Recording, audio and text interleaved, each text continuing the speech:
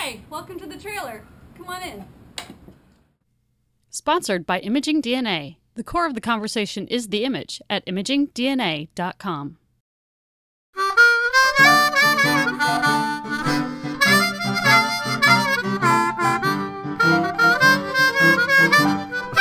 Tell me a little bit about yourself, who you are, what you do, and what's exciting.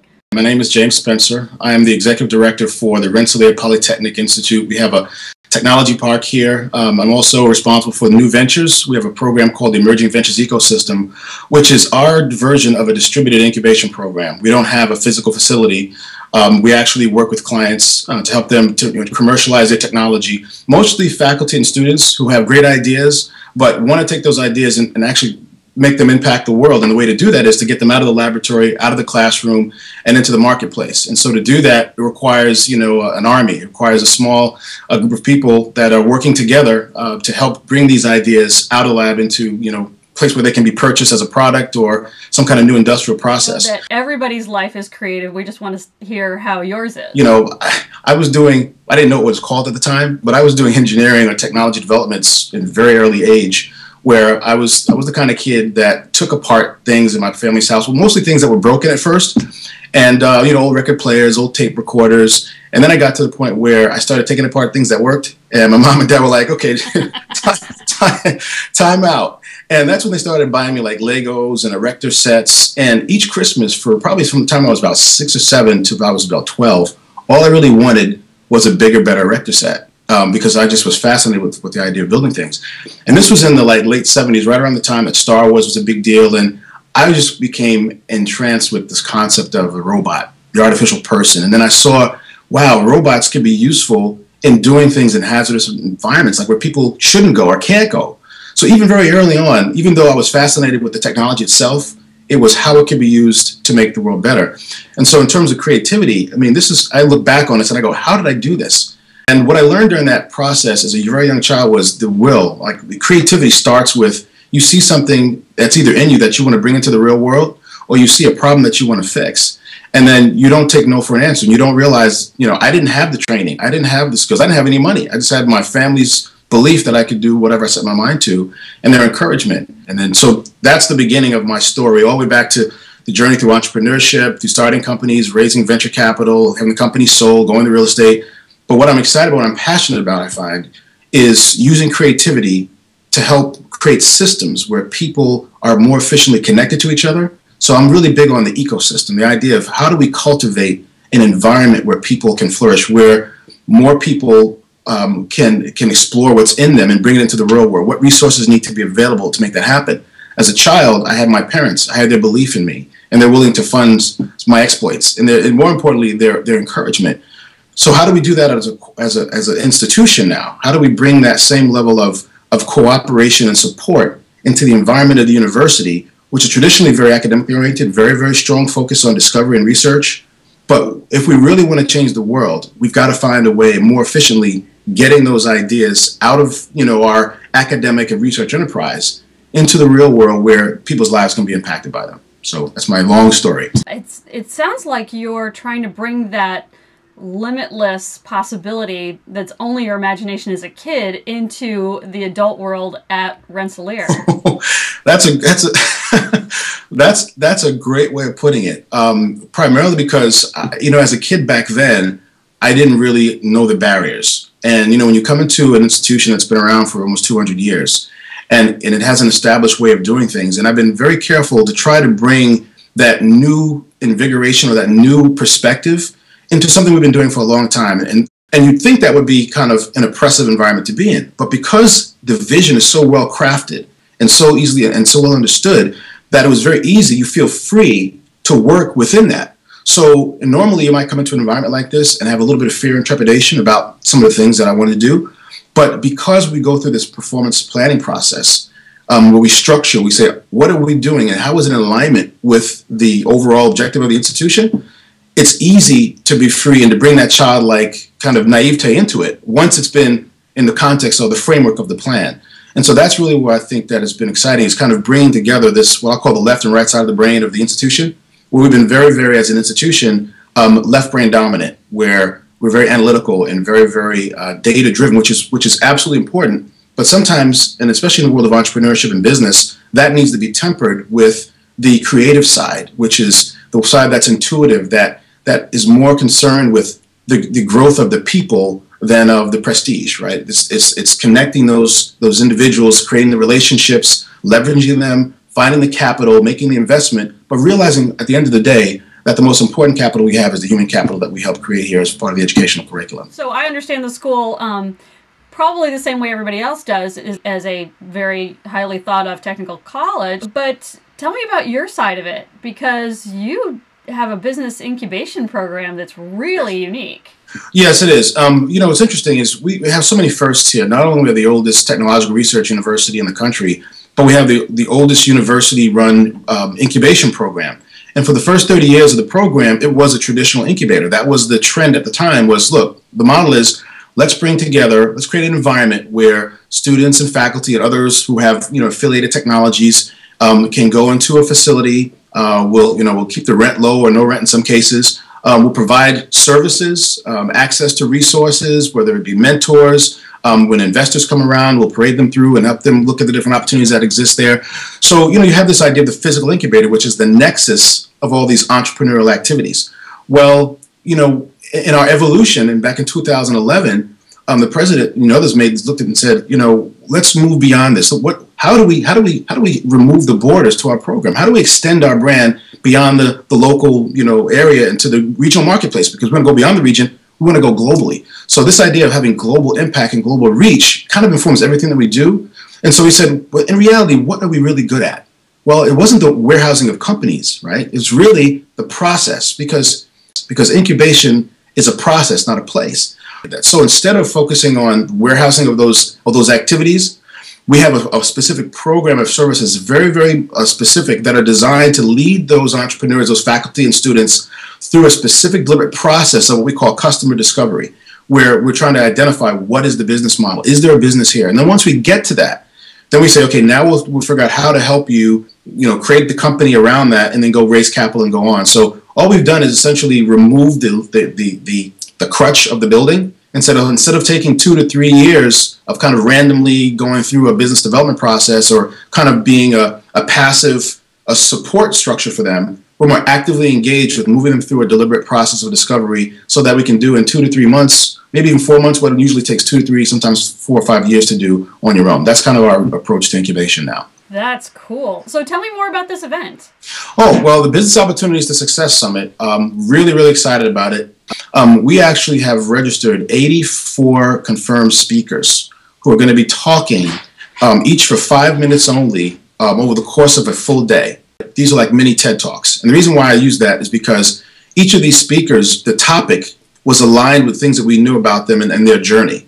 So everyone is speaking on something that they feel very passionate about. So it's not just someone getting up and talking about the facts or giving you an update on something that happened to them only, but it's something that's significant. And the theme of this event is mastering the pivot. The idea is, every entrepreneur knows that the first time out is not going to necessarily be the right time, and that there always are going to be opportunities or circumstances where you have to make an important decision about how to pivot, because we've got this framework where we define what we call success indicators or success criteria, and then we have warning signs. And we use words like, in the warning signs section, like delusion or like failure or setback, because we want people to understand that at each stage, there are certain minimum criteria that they need to accomplish before they can move on. And so sometimes we find ourselves stuck as entrepreneurs. It's easy to think it's all random, it's all chaos, and in time we're just going to, as we beat our heads against the wall long enough, we'll make a hole through, right? That's, there's a better way to make a hole in a wall than beat your head against it.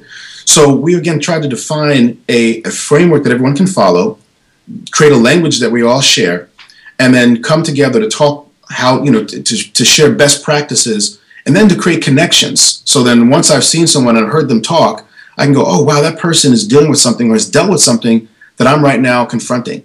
And so the idea is that we hope to stimulate more collaborations and more relationships to yield more creativity, yielding, more companies, more technologies that are commercialized from the university. That's what we've created BOSS for. Can people participate? Can people log into a website and see some of these talks? Sure. The BOSS is open to anyone. It's open to the public. And the way we organize it is a conversation among ecosystem leaders.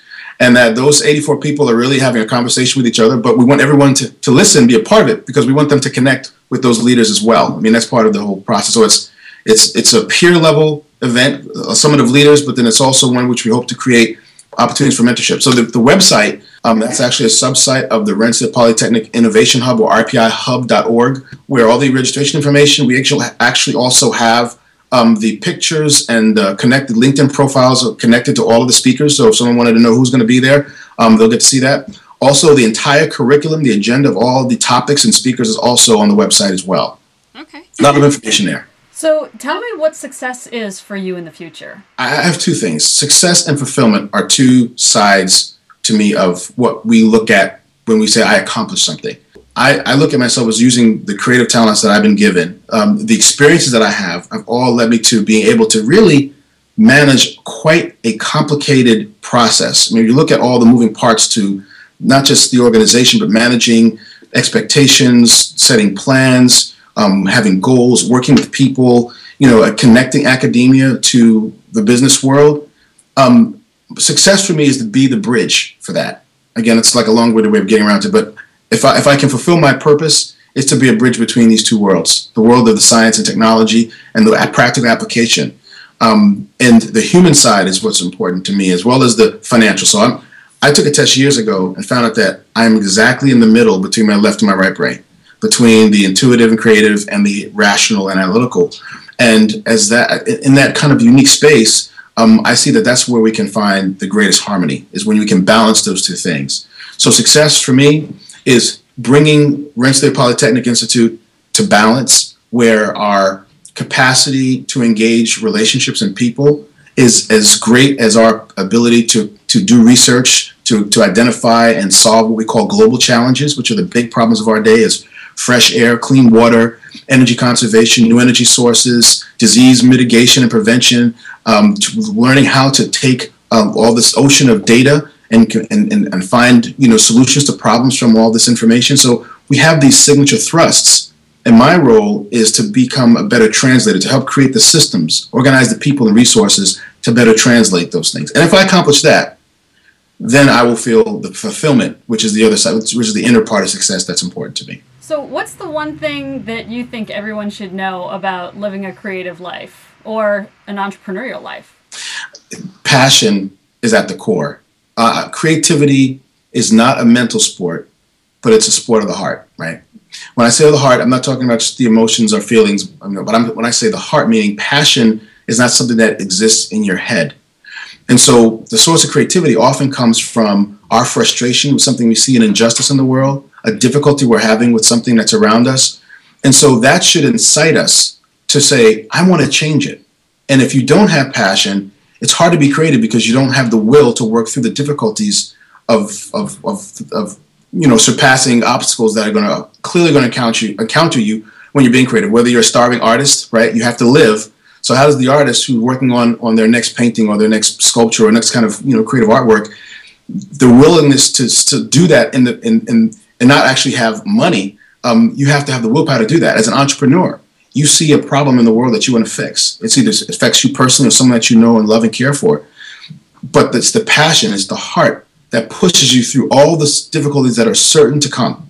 So my one thing is follow your passion. I know that's probably trite, but I mean, having lived it, having started out as a kid with no technical training, no mental knowledge base other than my willingness to see it happen, activating my creative visualization and my will to see it done because I didn't know that I couldn't, was what got me through. So to me, that was the source. That's the beginning point. If you don't have that conviction, that passion, that belief, then all the good ideas you have will come to naught, or will end up spending your time chasing something that's not meaningful to you, in which case you might be successful, but you certainly won't be fulfilled. Cool. Where can people find out more about you? I guess my LinkedIn profile would be the place where if someone wants to connect with me, send me a message, and we'll follow from there.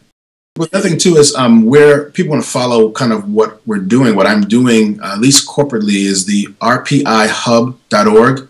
That's a website that the Boss 518 listed there. It's the innovation hub. So you'll get to see a lot of, if you want to know about the innovation ecosystem here and kind of what the resources are and what's going on, that's the place where I would send someone. Or of course, the greater site is rpi.edu, is Rensselaer's corporate website, which you can learn all about the institution and the educational research programs we have here.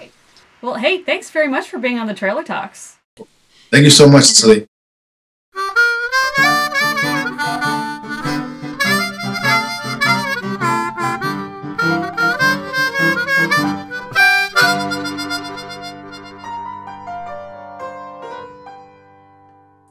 It's a work in progress. It's all good. It's all developmental. Right, exactly. Slow improvements. We are high-tech and janky, so some of our stuff is put together with, squeegees and rubber bands, but... Baling wire and the little, they call it duct tape. That's the solution to anything. Exactly, yes. Zip ties.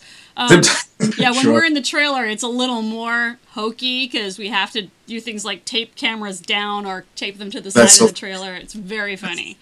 But it's the quality of the product at the end that counts, right? We're just having fun and trying to get everybody's stories told.